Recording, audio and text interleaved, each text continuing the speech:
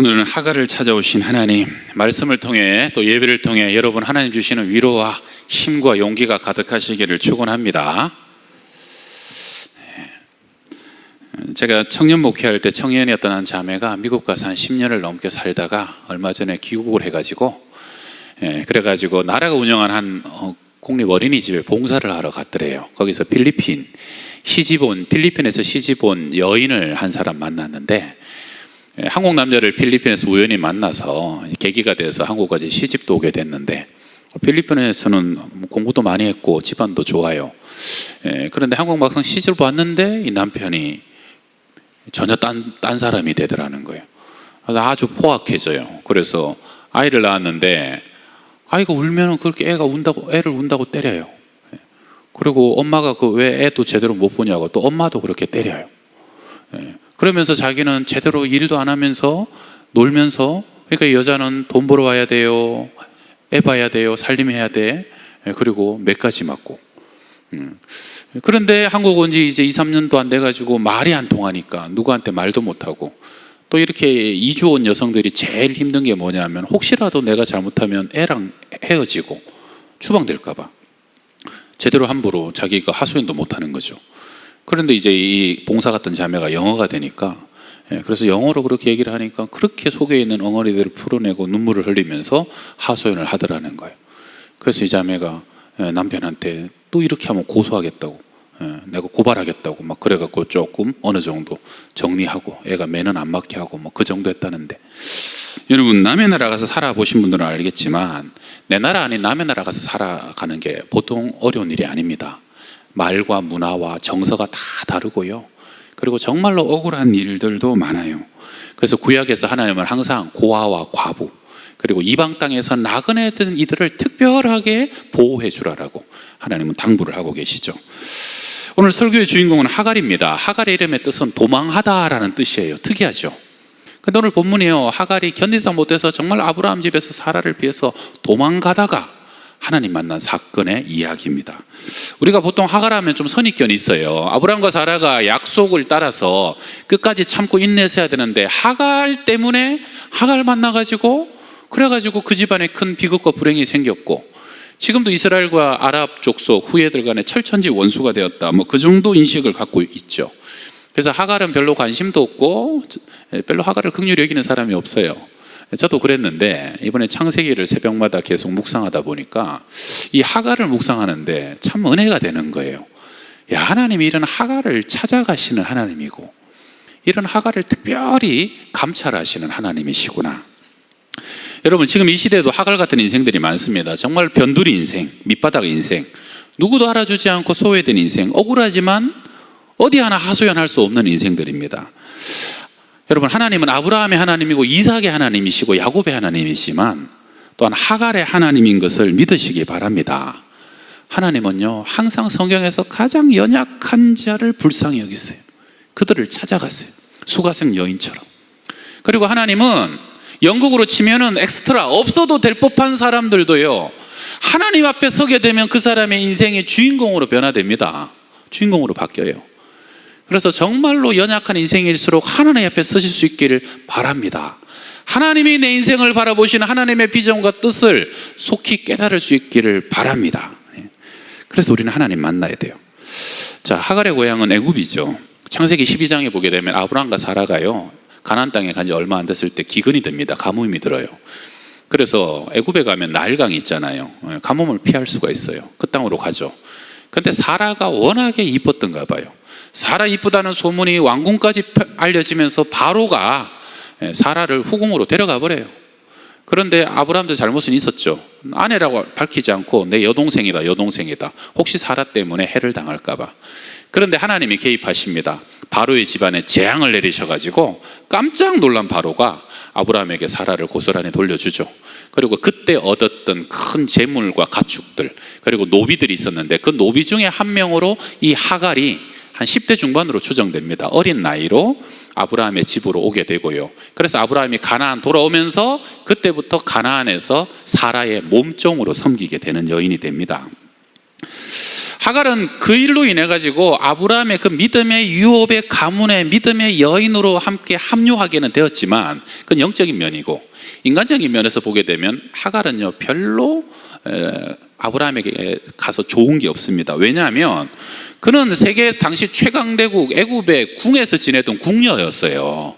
그런데 히브리 사람의 몸종이 된 거죠. 히브리란 말의 뜻은 저 강에서 저쪽 강, 메소포타미아 강 건너 온 사람들, 그러니까 먼 사람들을 몰라요. 그냥 강 건너온 사람들이라는 뜻이 이브리란 뜻이에요. 그러니까 사실은 족보도 없고 뿌리도 없는 사람들이에요. 이름도 없는 사람들, 족보도 없는 사람들의 몸종이 되어서 하갈이 그 몸종으로 갔으니 자기에게는 그렇게 큰 영광이 될 것은 전혀 없는 것이죠. 그런데 하갈은 10년쯤 그 사라의 몸종으로 섬기고 있다가 어느 날 사라가 조용히 부르죠. 20대 중반쯤 됐었겠죠. 그러면서 뭔 얘기를 합니까? 내 남편이 85세쯤 된 아브라함에게 네가 후처로 들어가라는 거예요. 가서 네가 남편과 동침해서 아이를 좀 가져달라는 거죠. 말이 사실은 후처죠. 첩이지. 실제로는 내 남편의 씨를 받아서 그 아이를 낳아서 나에게 달라는 그러한 역할을 하라는 겁니다. 하갈 입장에서는 굉장히 곤혹스러운 명령입니다. 20대 중반에 제일 이쁘고 아름다울 때예요. 아니, 자기라고 지금 나이 그렇게 늙은 할아버지의 후첩이 되고 싶겠습니까? 또 지금 그 아이를 낳는다고 해도 네, 아니에요. 낳으면 그것은 사라의 아이가 되는 것이죠. 그러나 하갈은 몸종입니다. 아무런 권리도 힘도 없었어요. 뭐 하라면 하고 가라면 가고 그냥 팔아버리면 팔려가는 그러한 인격도 아무것도 없어요. 힘이 없으니까 할 수 없이 아브라함과 동침했고 아이를 임신하게 되었죠. 임신하고 난 뒤에 하갈은 자신의 몸의 변화를 느꼈겠죠. 임신하면 여러 증상이 있잖아요. 먹고 싶은 것도 많아지고 몸도 감각도 많이 예민해지고 감정의 변화도 많이 오게 되죠. 그러다 보니까 하갈이 임신하고 난 뒤에 감정들이요 예민해지면서 그 쌓였던 소름들이 드디어 폭발하게 된 것 같습니다. 한편으로는 이제 나도 아브라함의 아내가 되었으니까 나를 지켜주겠구나 기대하는 마음도 있었을 것이고, 이제 내가 이 집안이 그렇게 기다리는 아이 임신했으니까 누가 나 건드리겠느냐, 그러면서 그간의 서름이 주인 사라를 향한 멸시로 표출되게 됩니다. 당신이 지금까지 그렇게 못 가졌던 아이 나는 가졌지 않느냐, 뭐 그런 마음이었겠죠. 당신은 이미 다 늙은 여인이지만 나는 이렇게 젊고 사랑받을 만한 여인이다. 그러면서 어느 순간 거만해지고 교만해졌는데 사라가 그것을 못 견뎌합니다. 평안하던 두 집안의 두 여자의 갈등이 시작됩니다. 그래서 이제 사라가 너무 화가 나서 제일 먼저 그 원망이 아브라함에게 향하게 됩니다. 창세기 16장 5절 보게 되면 우리 같이 읽어봅시다. 사라가 아브라함에게 이르되 내가 받는 모욕은 당신이 받아야 옳도다. 내가 나의 여종을 당신의 품에 두었거늘 그가 자기의 임신함을 알고 나를 멸시하니 당신과 나 사이에 여호와께서 판단하시기를 원하노라. 도대체 당신이 어떻게 했길래 저간 애가 나를 멸시하고 무시하느냐, 이런 거죠. 당신이 임신했다고 당신이 오냐 하고 저희만 귀하게 여기니까 이렇게 나 갈시하는 거 아니냐 하면서 아브라함에게 불평불만을 쏟아냅니다. 아브라함도 당황스러웠겠죠. 뭐 아브라함 입장에서는 사실은 사라가 제안해가지고 받아들인 거죠. 그래갖고 그렇게 원하던 애까지 임신을 했는데, 그런데 갑자기 사라가 돌변해갖고 막 아브라함에게 모든 것을 다 책임을 돌리고 원망하니까 아브라함도 참 답답했을 거예요. 그래서 아브라함이 대답합니다. 우리 6절입니다. 함께 읽읍시다. 아브라함이 사라에게 이르되 당신의 여종은 당신의 수중에 있으니 당신의 눈에 좋을 대로 그에게 행하라 하매 사라가 하갈을 학대하였더니 하갈이 사라 앞에서 도망하였더라. 아브라함은요 사실 좀 우유부단한 면이 있어요.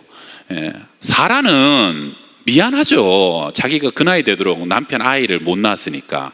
그러니까 우리나라 옛날처럼 당연히 젊은 여자 데려와서 대를 이어줘야 된다는 책임감으로 사실 제안할 수도 있어요. 근데 아브라함이 딱 잘랐어야 돼요. 여보, 하나님의 뜻 아니잖아.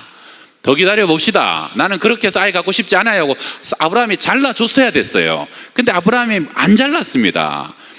그리고 이제 지금도요 아브라함이 슬쩍 빠져요. 꼭 애굽에서 자기가 무서우니까 자기 아내 앞상 세워가지고 아내 봉변 당하게 하고 슬쩍 빠져버렸던 것처럼 아브라함이 또 슬쩍 빠집니다. 떠넘기죠. 그러면서 뭐라 그럽니까? 당신 수중에 있는 여인이다, 당신 소관이다, 하고 싶은 대로 해라, 나는 모르겠다 이러고 빠져버리는 거예요. 남편들 좀 그런 면들이 있죠. 정작 근데 하갈의 입장에서는 이러한 상황이 너무 비참합니다. 배신감이 드는 거죠. 하갈은 사실 아브라함 믿었을 겁니다. 늙었지만 자기 남편이잖아요. 이제 자기 아이까지 가졌잖아요. 그래서 중재해주고 보호해줄 거라 생각했는데 야, 완전 쏙 빠져버립니다. 그리고 난 뒤 이제 기세를 잡은 사라는 본격적으로 하갈을 학대하기 시작합니다. 여러분, 여자들 한번 열받으면 엄청 무섭습니다. 학대한다 이거. 이 학대는요, 애굽에서 종살이하던 이스라엘 백성들에게 애굽 사람들이 가하던 그 모진 것들을 학대라고 표현하는 같은 단어예요. 주석가들은 추정하길 당시에 먼저 이 어떤 학대였느냐, 후처로서 첩으로서의 자격을 다 빼앗았을 것이고 너 다시 몸종처럼 허드렛 일 다 해 시키고, 그리고 그 당시에 학대의 가장 대표적인 것, 마음에 들지 않으면 흔히 가하던 매질도 가했을 것이다. 아무튼 애 가진 여자가 얼마나 학대를 받았으면요, 여기 더 있다가는 나도 죽겠고 내도 죽겠구나, 그런 생각을 가지게 된 것 같아요. 그래서 그 몸으로 도망쳐 나갑니다. 도망 나가버리는 거죠. 하갈의 입장을 한번 생각해 보세요. 고향 떠나서 이역만리에서 10년 동안 몸담고 주인이라고 섬겼던 여자에게는 미운 틀이 박혀가지고 몸도 자기는 다 줬는데 아이까지 임신했는데 이제는 살겠다고 도망쳐 나가야 되는 처지예요. 그리고 이제 남편이라고 믿었는데 드디어 자기도 남편이 생겼다고 생각했는데 전혀 자기를 보호해 주지 않습니다. 일만의 책임감도 없어요. 앞에는 끝없는 광야가 펼쳐져 있고 하갈은 너무 처량하고 비참하고 초라한 신세입니다. 뭐 길을 알았겠어요? 제대로 여행 채비를 해서 나왔겠어요? 하나님도 나를 버렸겠구나. 아브라함 집에서 그나마 자기가 그 아브라함을 통해서 믿음의 생활에 시작됐는데 그런 마음 들지 않았겠어요? 그런데 참 놀라운 게 하나님이 바로 그러한 하갈을 친히 찾아가십니다. 16장 7절이죠. 여호와의 사자가 광야의 샘물 곁 곧 술길 샘 곁에서 그를 만나. 하나님은요, 참 기회의 찬스를 잘 잡으시고 드라마틱하신 분이에요. 우리 인생이 광야의 한복판에서 가장 처참하고 누구의 도움도 받을 수 없고 지치고 탈진하고 완전 바닥에 이르렀을 때 하나님은 그때 우리를 찾아오십니다. 여러분, 야곱이 형 에서를 속이고 축복을 도적질하고 분노한 에서가 죽이겠다고 그랬을 때 도망가잖아요. 바다나라로 가는 길에 첫날 그냥 급하게 도망오다 보니까 광야에서 첫날을 맞이하게 됩니다. 그 밤에 돌베개 베고 광야에 눕잖아요. 야곱은요, 곱상하게 여인처럼 자란 사람이에요. 얼마나 무섭고 두려웠겠어요. 그래서 거기서 외롭고 서럽고 고독하게 울면서 잠이 드는데 하나님이 그때 꿈에 야곱을 찾아오시잖아요. 하늘과 땅의 사다리가 이어지면서 천사들이 오르락내리락하고, 오늘 찬양이죠. 천사들이 오르락내리락하고, 그리고 하나님이 그 위에서 뭐라 그럽니까? 나는 네 조부 아브라함 이삭, 나는 네 조부 아브라함의 하나님이다 그러면서 내가 너를 떠나지 않겠다, 어디로 가든지 너를 지킬 것이고 네게 허락한 것을 다 이루기까지 너와 함께 하겠다. 야곱은요, 그날 밤에 깨어서 바로 이것이 하나님의 집입니다, 이곳이 베델이 될 것입니다 그러면서 야곱은 그날 그의 인생이 획기적으로 전환되고 변화됩니다. 욕심쟁이 도둑질하던 야곱이요, 이스라엘로 빚어가는 첫 발걸음을 내디디게 된 곳이 바로 그 베델의 하룻밤이지 않습니까? 왜요? 하나님이 야곱을 찾아오셨고 야곱을 만나 주셨기 때문에. 여러분, 아무리 어려워도 하나님 찾아오시고 하나님 만나면 인생은 거기서부터 새로운 소망이 있게 되는 것을 믿으시길 바랍니다. 여러분, 인생의 광야는 하나님 만나는 기회가 됩니다. 누구도 나를 도울 수 없을 때 하나님이 나에게 도움과 능력의 손길로 나를 붙잡는 바로 그것이 광야예요. 광야가 미드바르라는 히브리어인데요, 말씀과 함께, 말씀이 들려지는 것이 광야고요, 말씀과 함께 가야만 벗어날 수 있는 것이 광야고, 말씀과 함께 할 때 승리하는 것이 광야인데 하나님이 바로 그 말씀으로 광야 한복판에 있는 하갈을 찾아가시는 것이죠. 이르되 사레 여종 하갈아, 네가 어디서 왔으며 어디로 가느냐. 여러분, 이 한마디는 짧은 말이지만 굉장히 놀라운 말인 게, 하나님이 여자의 이름을 처음으로 부른 여자가 성경에서 하갈입니다.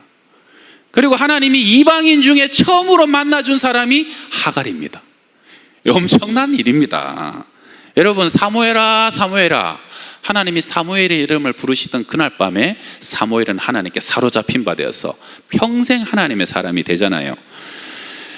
인생의 광야는 모든 사람으로부터 고립된 것 같고 철저히 홀로 된 것 같은데, 바로 그때 하나님의 세미한 음성이 들려오고요, 나를 향한 하나님의 계획과 뜻이 계시되기 시작하는 곳이 광야고, 그리고 내 이름을 불러주시는 곳이 바로 이 광야라는 것이죠. 여러분, 하나님이 여러분의 이름을 부르시는 것을 들어보신 적이 있습니까? 이름을 알고 이름을 부른다는 것은 특별합니다. 저 이번에 대신방 어제로서 젊은이 교구 끝났는데요, 제가 여기 우리 교회 온 지 3년 반 됐잖아요. 3년 반 됐습니다. 예. 그런데 제가 이렇게 3년 넘게 이렇게 위에서 보면 젊은 사람들, 예배 드리는 사람들 얼굴은 알죠. 이렇게 매주 보니까. 근데 한 번도 따로 만나보지 않고 이름을 제대로 통성명하거나 하지 못한 사람들이 있어요. 이번에 대신방 하면서 온라인 하니까 젊은 사람들은 오히려 평상시보다 2배 정도 했어요. 많이 했어요. 그러니까 한 번도 모르던 사람을 온라인으로 만나서 그 사람의 이름을 불러보고 이름을 기도하고. 여러분, 이 신방이라는 게요, 직접 이름을 알고 이름을 불러가고 얼굴을 익히면 전혀 다른 관계가 설정됩니다. 또 여러분, 신방 한번 받아보세요. 그 다음엔요, 예배가 달라지고 말씀을 듣는 어떤 깊이가 달라집니다. 왜냐하면 사람을 만난 게 아니라 그 속에서 하나님이 영적인 교제를 이어주시기 때문에요. 그 중에 제일 중요한 게 뭡니까? 먼저 이름을 아는 겁니다. 여러분, 가만히 생각해 보면, 여러분 지금 여러분의 이름을 누가 부를 수 있습니까? 어릴 적에는 아무나 이름 부르지만 나이 연세가 드실수록 내 이름을 함부로 부를 수 있는 사람은 적어져요. 양평동에서 저보고 경호해 할 수 있는 사람은 별로 없어요. 거의 없어요. 예. 이름은요, 이름을 부른다는 것은 그만큼 가까워야 되고 허물이 없어야 되고 친밀해야 부를 수 있는 것이 이름이라는 것이죠. 여러분, 저는 여러분의 기도 속에서 하나님이 여러분의 각자의 이름을 부르는 그러한 영적인 체험이 있으시길 바랍니다. 주님이 여러분의 이름을 불러보세요. 놀라운 은혜와 위로가 그 속에 임합니다. 제가 찬양이 하나 생각나던데요. 나를 지으신 주님 내 안에 계셔, 처음부터 내 삶은 그의 손에 있었죠. 내 이름 아시죠. 내 모든 생각도 내 흐르는 눈물 그가 닦아 주셨죠. 할렐루야. 여러분, 하나님이 내 이름을 아시면요, 내 생각도 아십니다. 그리고 하나님은 우리의 눈물도 닦아주신 하나님이시는 거죠. 사례 여종 하갈아, 네가 어디서 와서 어디로 가느냐? 정말로 하갈의 인생의 본질적인 질문을 던지세요. 지금 하갈이 제일 찾고 싶고 진짜 찾아야 되는 것이 뭡니까? 내 인생은 뭔가? 내 인생 과연 어디서 와서 어디로 가는 건가? 내 인생은, 이 인생은 시작이 어디고 내가 마침내 다다라야 될 종착지, 목적지가 어딘가? 10년 넘게 사실 남의 집을 내 집처럼 종살이 했는데, 지금 애까지 임신했는데, 그 남자도 내 남편이 아니고 그 여자도 내 주인이 아닌 거예요. 애굽도 내 집이 아닌 것이, 가나안도 내 집이 아닌 것이, 과연 나는 누군가? 어디로 가야 되는 것인가? 이 정처 없을 때 하나님이 찾아오셔서 네가 어디서 와서 어디로 가고 있느냐 물으시는 것이죠. 사례가 대답합니다. 내 여주인 사례를 피하여 도망하나이다. 하갈이 대답했죠. 사례 피하여 도망가고 있습니다. 참 자기 이름의 뜻이 도망가다라는 뜻인데, 도망가다라는 하갈이 도망가고 있으니까 내 인생은 이렇게밖에 될 수 없는가? 참 처참했겠죠.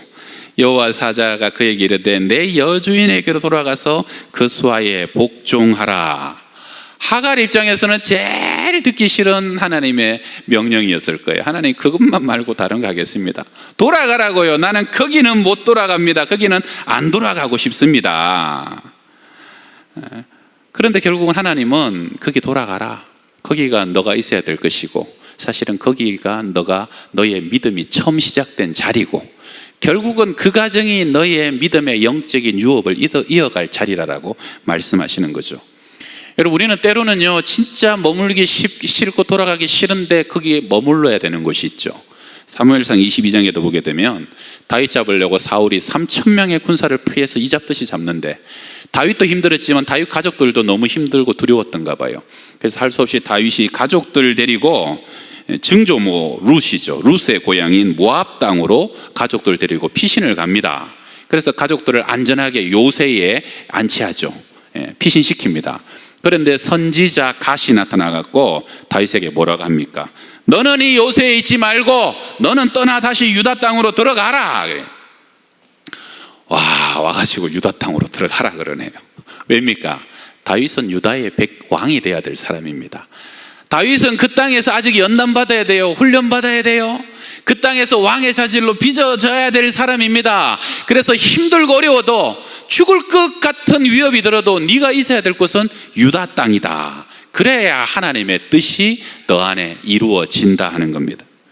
여러분, 비행기가 이륙하려면 보통 이제 무게 따라 다르고 풍량과 풍향 따라 다르긴 합니다만, 상업용 제트 항공기의 경우 한 300에서 350km 정도면 붕 떠서 이륙한답니다.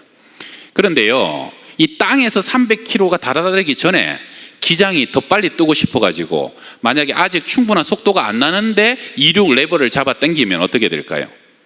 그러면요, 뜨기는 뜬답니다. 뜨긴 뜨는데 문제는 뭐냐면 올라가다가 힘을 못 받아갖고 다시 땅으로 내려앉는다는 거죠. 그러면 거기서 큰 대형 사고가 터질 수 있다는 겁니다. 여러분, 아무리 빨리 뜨고 싶어도 땅에서 충분한 속도가 날 때까지 기다려야 됩니다. 그래야 때가 되면 땅을 박차고 하늘로 힘차게 비상하고 날아오를 수 있다는 것을 믿으시기 바랍니다. 우리 인생이 그렇습니다. 좀 벗어나고 싶은데, 제발 저 사람이랑은 이제 안 만나고 싶고 저기는 안 가고 싶은데, 하나님 나 여기만 벗어나게 해주시면 좋겠습니다. 근데 가만히 보면 거기가 믿음의 자리고 사명의 자리고, 거기가 연단의 자리고, 거기서 하나님이 나를 빚으시고 만들어 가시는 자리라는 거예요.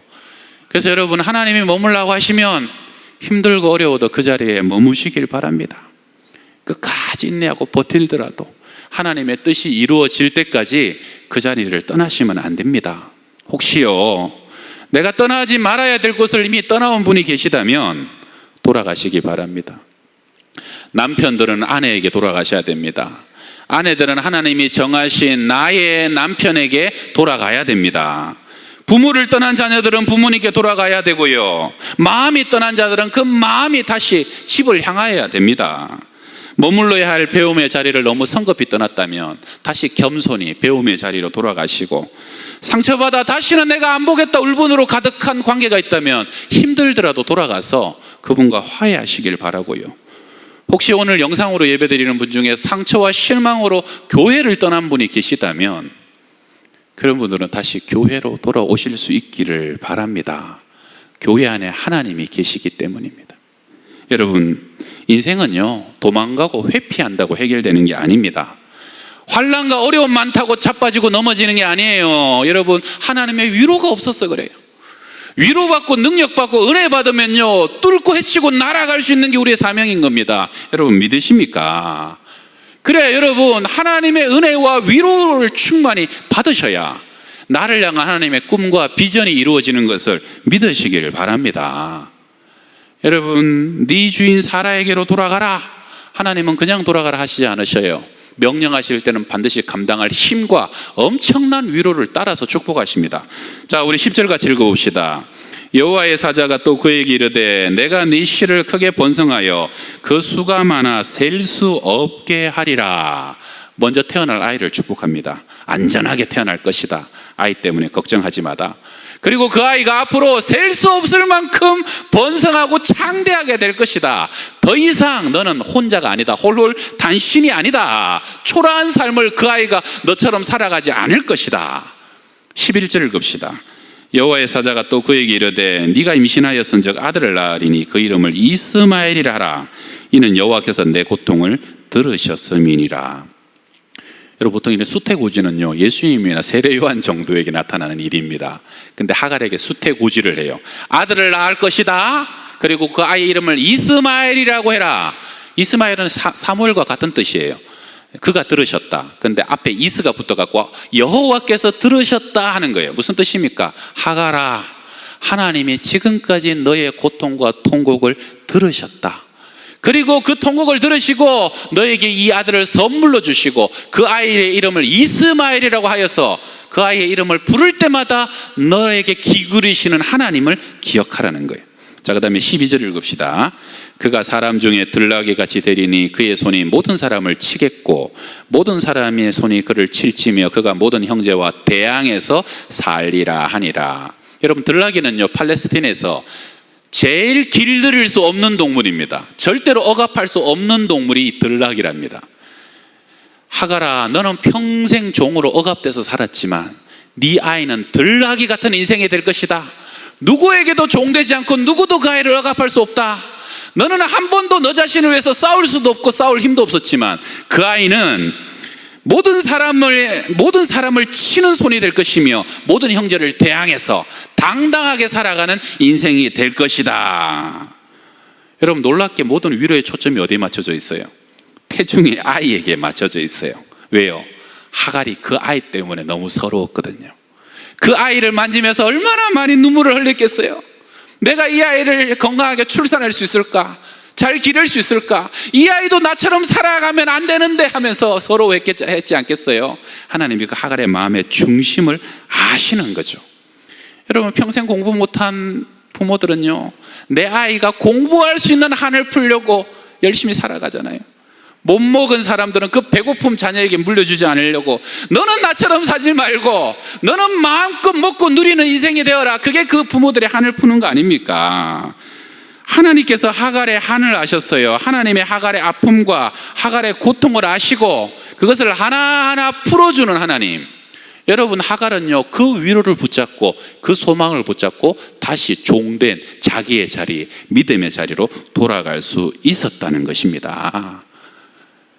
참, 이게 엄마예요.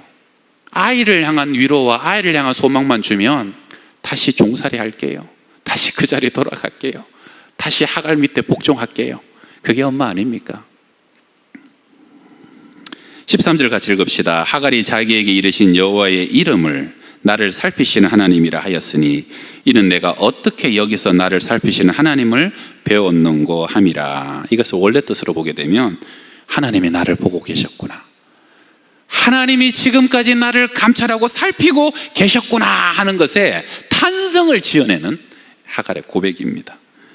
여러분, 광야 가장 깊은 곳에 밑바닥에 가면 그때 내 눈에 보입니다. 하나님이 보이는 거예요.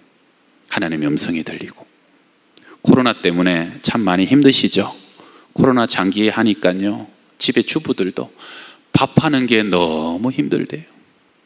하루 세끼 하는 게 힘들대요. 아버지들도 아빠들도 직장에 나가는 게 너무 힘들고 만만치 않다는 거예요. 버틸 만큼 버텼는데 언제까지 버텨야 되는가? 지난주에는 교회도 힘들더라고요. 아유, 나라에서 하지 말라는 거 많고 제재도 많아지고 참 뭘 좀 해야 될 것 같은데 여름에 아무것도 못하게 하고 참 교회도 힘들더라고요.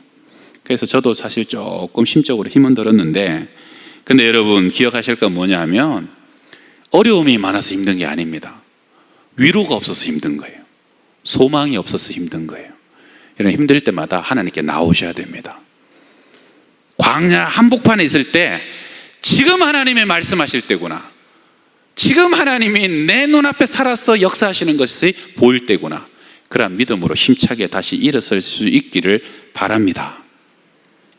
마지막에 그림 얘기 하나 하고 마칠게요. 1881년에 프랑스 화가 에밀 리노프라는 사람이요, 헬핑 핸드라는 그림을 그렸습니다. 아주 유명한 그림이에요. 배 한 척이 망망대해를 노저 가는데 그 배에 수염이 덥수룩한 할아버지와 5살 되는 어린 손녀로 보이는 소녀 하나가요, 같이 노를 젓는데 옆으로 나란히 앉아가지고 할아버지도 힘차고 능숙한 손으로 노를 잡고 있는데 손녀가 안쪽에서 이렇게 노에 손을 올리고 있어요. 그림 한번 보여주세요. 그런데 손녀의 얼굴은 긴장해요. 뭔가 무서운 것 같아. 바다도 무서운 것 같고. 여러분, 저 손녀의 고사리 같은 손과 할아버지의 큰 손 중에 어느 손이 돕는 손, 헬핑 핸즈입니까? 누구의 손이? 그렇죠. 대부분은 할아버지의 손이라고 얘기해요. 그런데 에밀 리노프의 의도는 손녀의 손입니다. 왜요? 그 손녀의 손은 사실상 도움이 안 됩니다. 지금 걸리적거려요. 그런데 얘가 노젓겠다고 도와드릴게요 하고 이러고 있으니까 할아버지가 걔를 빙긋이 바라보면서 얼굴에 미소를 가지고 기쁨을 가지고, 그래서 할아버지는 힘들지만 힘차게 노를 저어서 저 바다를 지나가고 있는 그림이라는 거예요. 할렐루야. 여러분, 사람이 뭘 좀 해보겠다고 한다고 하지만 사실은 다 하나님이 하시는 겁니다. 사람이 열심히 해서 하나님께 더 걸리적거릴 수도 있어요.